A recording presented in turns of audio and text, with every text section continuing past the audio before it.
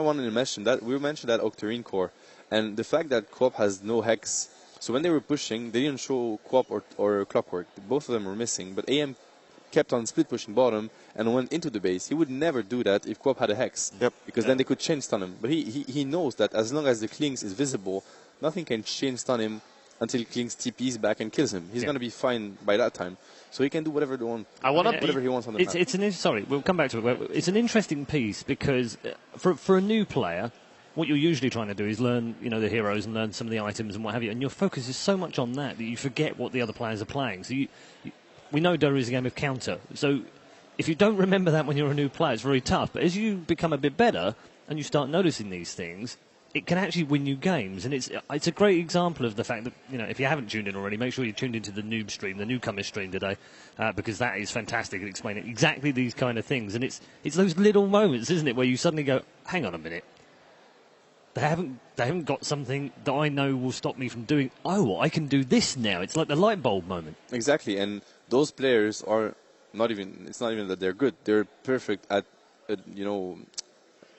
taking advantage of those situations. Yeah, I think a very good example would be if you are playing a hero like Lifestealer or Juggernaut, you have innate survivability, ability to actually help you survive, and the opponent doesn't have anything that goes through your TP with your spell immunity, you will be able to take the hero to a very huge limit. So you have to use the hero to the limits if you actually understand and remember. And the guys down here, and you guys as well, I include you in this, it's like a second nature. You don't even think about it. It's one of those things that's just part of what happens, which is fantastic.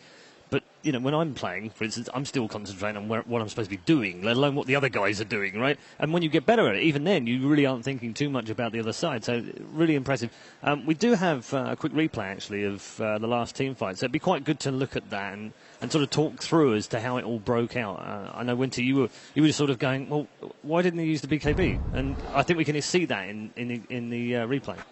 And Fear, so much work on the bot lane. Yeah, so now this was like past the fight already. This was a super informed fight and really well executed by EG. So you want to pop the Clinks. You want to get his Aegis because he's not actually that great of an Aegis carrier because of Death Pact. So they popped him with the Aegis with Winter's Curse and then Laguna, and then he dropped. Okay, we're gonna drop in now. Sorry about that. Yeah, we're just got a little ahead of ourselves. The really key moment is after the sleep, and if you watch Fnatic, they went all out on combo, and then the opponents pop their BKB, but they actually wait for the BKB pop. So and AM at this point is already knows exactly what he's going to do. So at this point, they're just trying to kill the creeps, and then once the golems die, they'll pop the glyph. Chen actually has his heal up. Debatable whether or not he could have healed to. This is also where Anti-Mage is already pushing. Yes. So now they try to just send home and TP back and stop the Anti-Mage. That's where it all goes wrong after this. Yeah, you're gonna see here Anti-Mage is split pushing and they are frantically trying to send the Klings back after the song. The sleep is very smart as well because he's preventing them from porting. That's probably what he wants to do. Yeah, and he didn't pop his BKB and the use cancelled the sandbag. That was what happened. But now the BKB doesn't do anything anymore. Yeah, he's just good after this. Yep. And look at Anti-Mage's life, and that's without a Hex. With a Hex, he's dead. I honestly feel that Octarine this early on doesn't bring you anything really for the value. Apart from a big mana pool, being tanky. Like your health pool is really good, but it doesn't really... It's a very expensive item. And on Queen, when you already reduced the ulti cooldown so much with Aghanims, I don't think it's worth it. I think it's just a straight-up, actually bad purchase. For this situation, I think they didn't fully understood the problem of the Anti-Mage. If he had a Hex, this wouldn't have happened. Mm-hmm. Definitely. Yeah, we can make it right round to the point we made earlier on, so that's really cool. In the way that the game has now unfolded a little bit more in the last couple of minutes, do we feel maybe this is a watershed moment in this match and that actually EG might now just go on to take this? Yes, because now they have Roshan control, and Klinks isn't strong enough to take it by his lonesome. And he died, they lose a few seconds of map control, they lost the bottom T3 tower. Now, if that happens one more time, they lose a lane of Rax, and that was their moment. That was when they needed to break the high ground. And you talked about some of the disadvantages of Sand King in the early game, but in this particular moment, he was really useful because of the instant stun. After the sleep, they waited for it. It's is he going to pop his BKB? If he's not, then we're going to kill him again. And if he does, we're going to net him or isolate him or whatever they want to do. And you don't have that luxury if you don't have the instant stun. Yeah, and running a Chen lineup is sort of similar to running a DK lineup. Like we saw Empire play, for example. You have to execute it very well, and if your first push at high ground fails and you die, and you get split pushed and lost to tier 3, that's going to hurt your momentum a lot. Yeah, as a Dota player, you understand. You remember how many games you lost that way. It's never good. Okay, complexity though. What are they going to change or do differently? Do you think after the pause to make sure that this doesn't go snowballing the other way? Get a Hex ASAP. Either on Clinks, probably on Clinks because Queen already committed. I think it needs damage though. Like if they go Hex on Clinks and Octarine on Queen, they don't have anyone damage. They both have like 600 gold right now, so both would take probably around the same time to actually try and build the Hex. And like you mentioned, they're lacking damage as well. So I think at this point, if you talk about getting the Hex on the Clinks, it might also be a huge problem that you Hex, but you don't have enough damage to actually kill the target. Well, their options are what? Secure map control, which they can't really because no Hex. They can't really push high ground. They just failed. And the next is control the Roshan, but they're fighting against Sand King and Naga. So, I mean, all their options are not looking good. I think they have too much to do right now because they haven't been doing enough the past 10 minutes. There were a lot of stuff that should have happened 10 minutes ago for them, but because they didn't address it and it all like stacks up right now, they have too much to do in too little time. This is a perfect example of 3 minutes ago.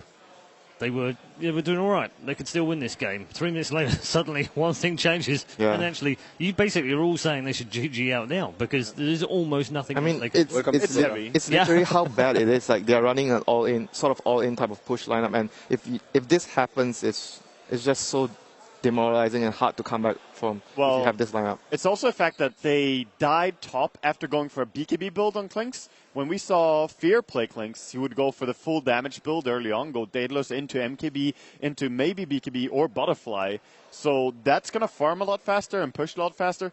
Now, if you lose the team fights, which is what you built the BKB for, you're in a spot where it's really hard to recover. But we need to keep in mind that Complexity they never took the fight.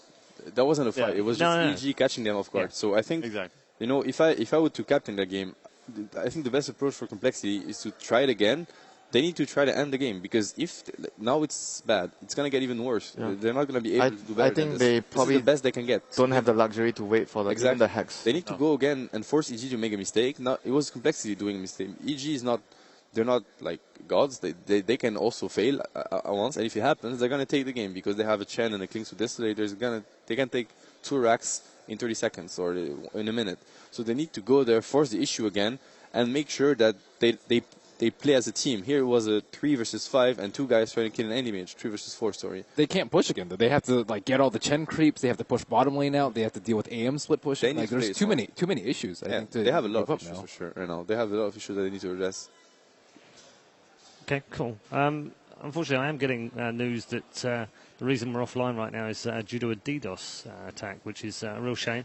I do wish these people would find something better to do with their lives, but that's where we are right now. We are going to catch up with Casey, though, who's with some fans once more. Casey. You're representing them. Yep. I have come into contact with Faceless Rex, and there is Monday Night Football theme music coming in. Let's see if we can hear.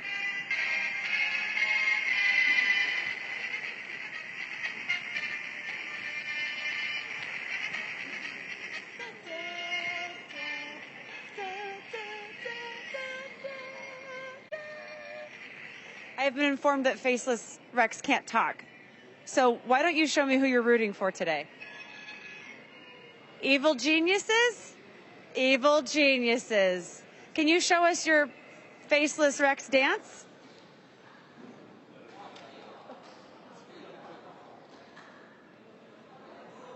I guess I should shake your hand. Very nice to meet you.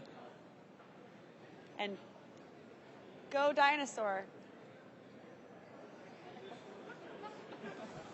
Are we off the camera? Yeah, we're off camera now. You can talk.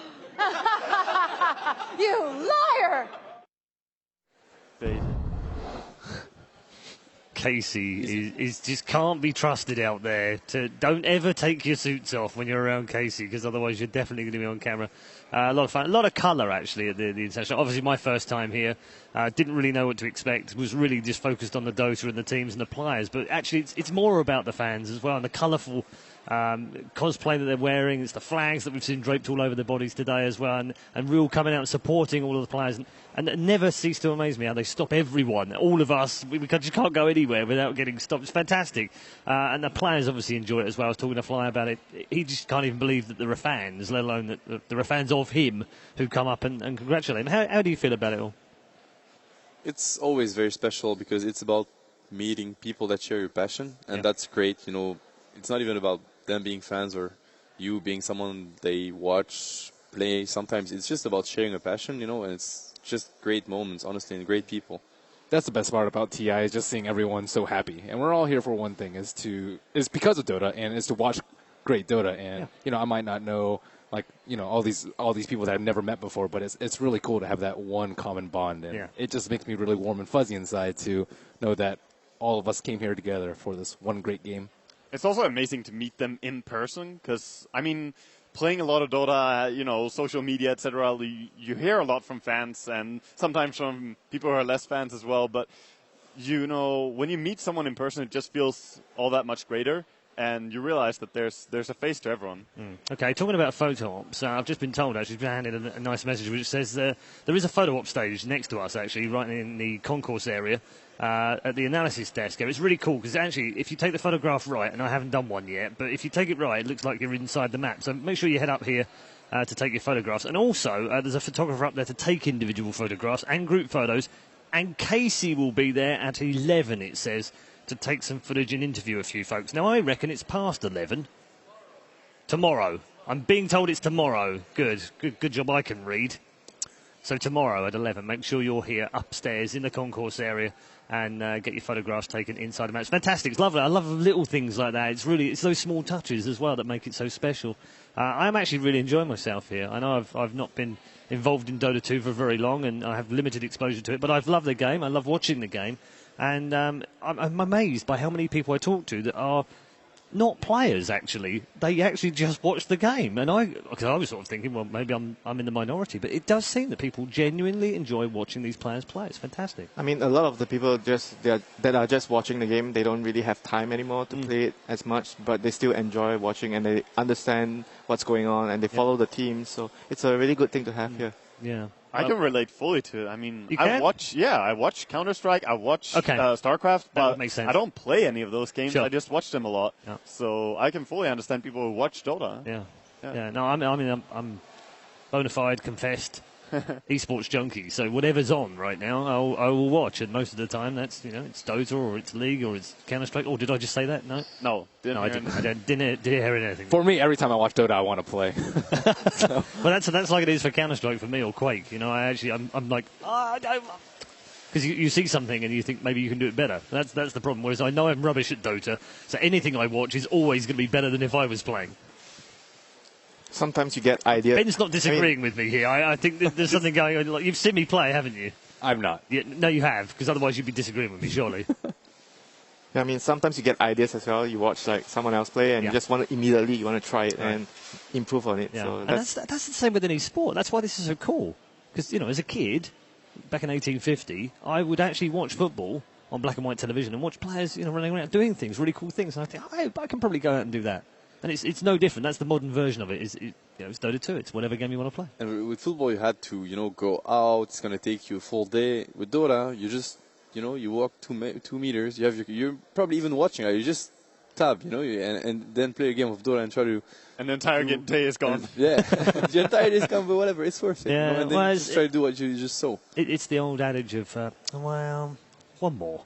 Yeah, it's just, the classic. Just one more. And you know that game. Just one more. You can't go to bed with a loss. Yeah. Oh, absolutely. That's another, definitely a rule.